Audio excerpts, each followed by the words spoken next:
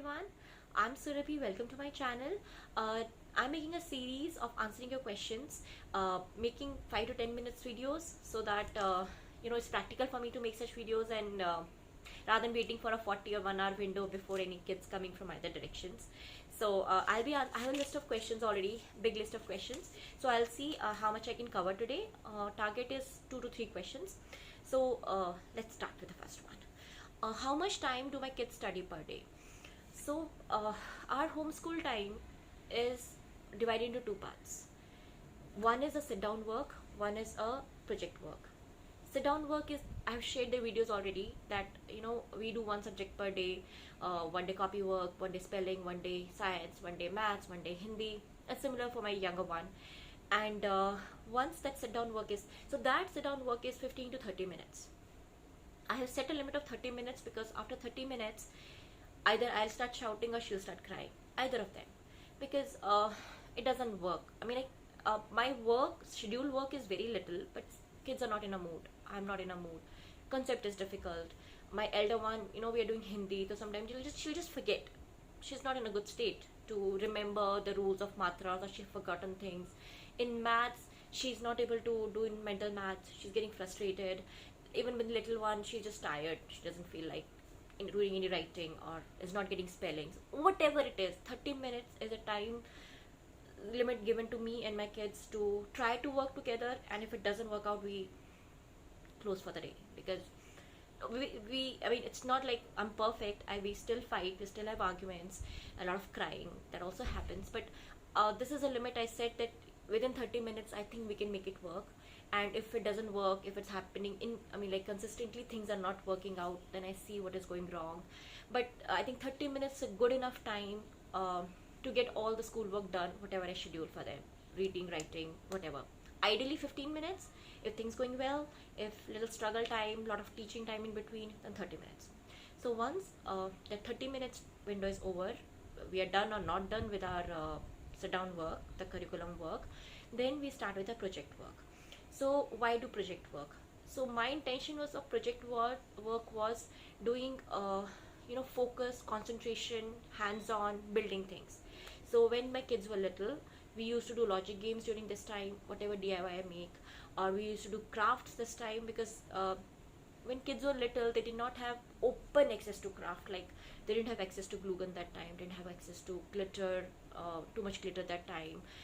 So yeah, that was a dedicated time where I will bring all these prohibited stuff outside, and either it'll be structured craft, which I'll do with them, or we'll just sit down and make something. So that mama has taken out all the stuff, let's do something.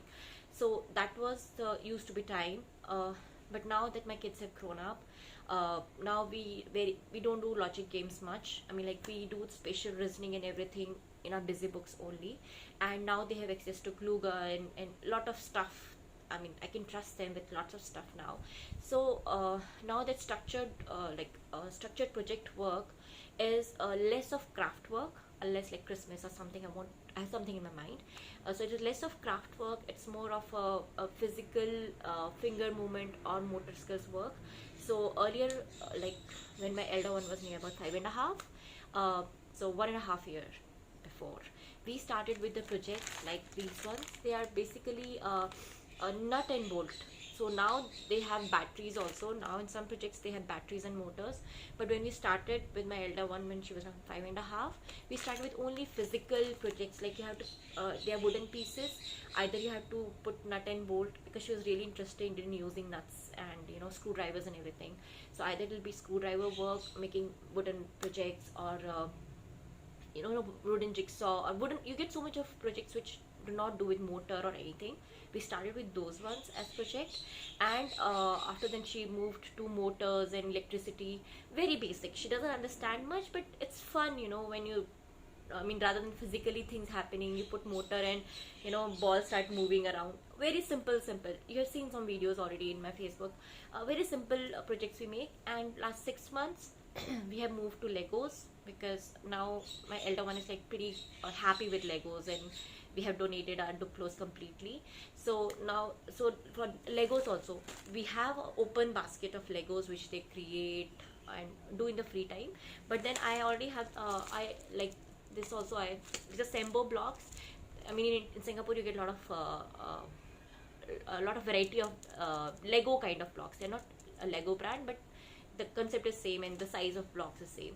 So I have ordered these kind of lot of kits for them, and I have a stack of these ones also. So presently, when my younger one is 6 and elder one is 7, they both have an option what they want to make. They either pick up a Lego or set, or they pick up a physical project, and then I sit with them and we make it. So it really helps my little one with focus, motor skills, and attention span. And for my elder one, it works because it gives her the sense of accomplishment. When it's like mama daughter time also a lot, because otherwise she's very independent. So this time when I sat with her, and she's working on a complicated Legos which are like 700 pieces, 600 pieces. So it just gives her breather when I'm around her, just helping her out with some instructions. And it really helping my little one because she cannot read, but even the pictorial instructions of like structured blocks, it overwhelms her. So I have to sit with her like, no Sia, we have to follow a step. No Sia, you missed this one. This is how we follow. So it really helping her in concentration, and she's like a physical kind of guy who wants to move things with hands and all. So Legos and these projects really I mean, like, she's happy to do them. Schooling, she's like, no writing, no reading and all, but this one is really excited part of her day. So that is what we do. So this also we have set a window of 30 minutes, whatever so wooden projects are easy, mostly they do in 30 minutes. Legos take time. So 30 minutes is still my maximum limit. After that we have work to do, either we have lunch time or something like that. So that's what. So 1 hour is a total time when I sit with them, focused, without any distractions, and we get this all work done. But again, this doesn't happen every single day. Not every single day is a good day. We take a lot of breaks in between. We take a lot of holidays if kids are not in a good mood or if I'm not good. So that happens. But rough outline, this is the schedule of a day or the school time of our house. That till these two things, sit down time and project work is done, our schooling is not completed. That's how we do it. Second very important question people ask, like, how did I start my homeschooling journey?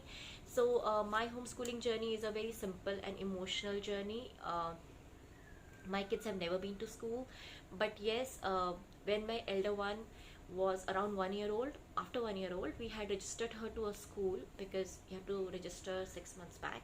So she was supposed to go to school at the age of 19 months, play school, and I registered her, but I never sent her to school. But it was not like I wanted to homeschool her. It's just that I wanted to keep her home with me till she's little, and my younger one was also just 1 year apart. They both wanted to play with each other, and just like that. So at the age of 18 months, I told her, I told myself and my husband that I want to keep her home till 3 years, because at the age of 3 school starts, like N1, N2, K1, K2. So, and then age of 3, I said, like, it's okay. I mean, like, she's still little, and anyway, she's learning at home, and I'll get her ready for P1, that's start of the primary school, at the age of 6.5, or like the age she turns 7.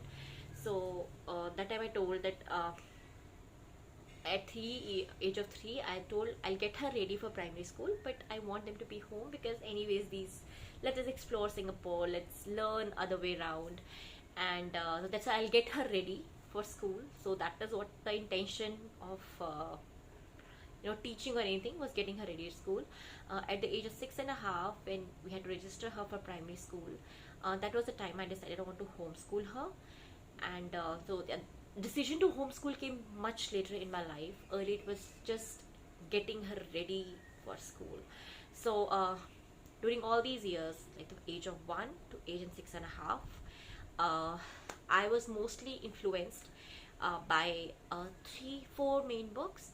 So when she was 1, someone gifted me a book, The Montessori, by Maria Montessori, The Absorbent Child. So that changed my outlook about parenting, about teaching kids, about how the child learns, how the brain works. That was my first step. After that, I read a book of Waldorf, which is based on Rudolph's methodology of you are your child's first teacher. That was very big revolution to me that you should start the proper school work at delay the academic work till the age of 7. And I don't say I'm Waldorf. I think it's very difficult for me as a person who's conventionally schooled and who's still in that atmosphere, and to implement Waldorf completely. And again, I'm telling you, that time I was still getting her ready for primary school. So, but yes, that again changed my thought process, my parenting, the way I mean, I used to be with them or whatever. Like Montessori changes how you deal with kids, right? Waldorf also changes how you deal with kids, what kind of independence you give, what kind of toys you give. So that is thing. And then the last, which was nail in the coffin, was John Holt's book, How the Children Fail. It's completely based on unschooling, and that really changed me. That really changed me, and that helped me decide a lot that I don't want her to send to school. So that's at my schooling, but still I'm a conventional parent. I am still very scared what will happen in future, or will they get accepted in universities.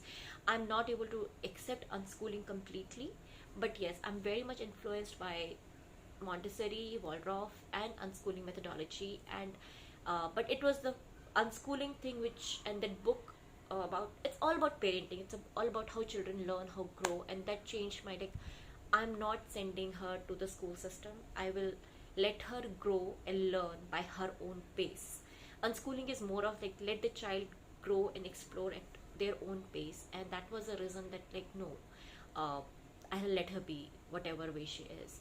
So that is when I after these I started that I'm not going to send them to school. I will take care of them at home, try to educate them, kind of inspired by unschooling, but still, that conventional parent concept, I'm still struggling with it. So that's how our journey started. And in say homeschooling, we just started where I do what I like. I'm not bothered about curriculum, I'm not bothered about anything much. But yeah, it started just recently. Before that I was getting her ready for school. So yeah, that's how our journey started. So next videos maybe in some other time. So thank you for watching. Bye bye.